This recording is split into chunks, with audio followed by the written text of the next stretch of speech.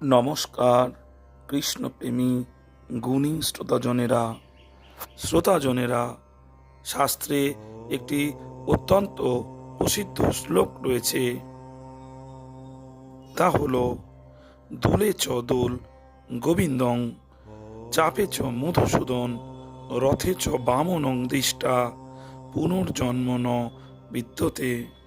অর্থাৎ ঝুলন যাত্রায় দোলায়মান শ্রী গোবিন্দকে, নৌকা বিহারকালে শ্রী মধুসূদনকে এবং রথযাত্রায় রথারূঢ় শ্রী জগন্নাথ দেবকে ভক্তি ভরে দর্শন করলে পুনর্জন্ম হয় না। এই শ্লোকের অর্থ খুবই গভীর। এখানে শুধু চোখ দিয়ে ভগবানকে দেখার কথা বলা হয়নি।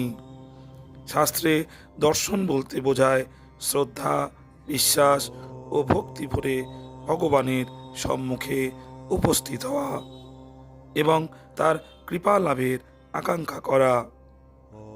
হৃদয় দিয়ে ভগবানকে অনুভব করাই প্রকৃত দর্শন। শ্রী জগন্নাথ দেবকে বামন বলা হয়েছে কারণ শ্রী জগন্নাথ স্বয়ং সর্বাবতারী ভগবান শ্রীকৃষ্ণ। বামন দেব সহ সকল অবতার তাঁরই প্রকাশ।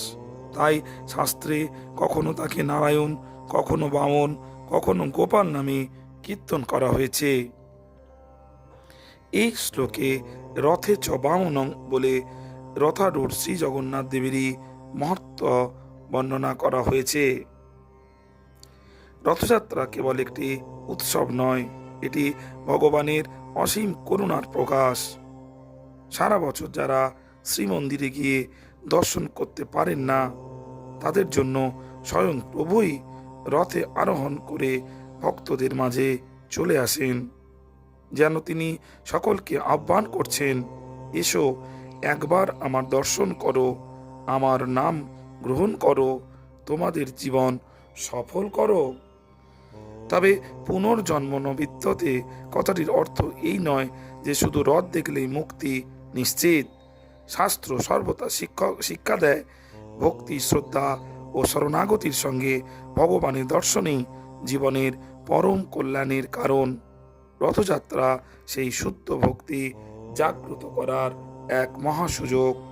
আসুন এই পবিত্র রথযাত্রা মহোৎসবে আমরা শ্রী জগন্নাথ, শ্রী বলভদ্র ও সুভদ্রা মহারানীর শ্রীচরণে আন্তরিক প্রণাম নিবেদন করি। জয় জগন্নাথ। নমস্কার শ্রোতাজনেরা।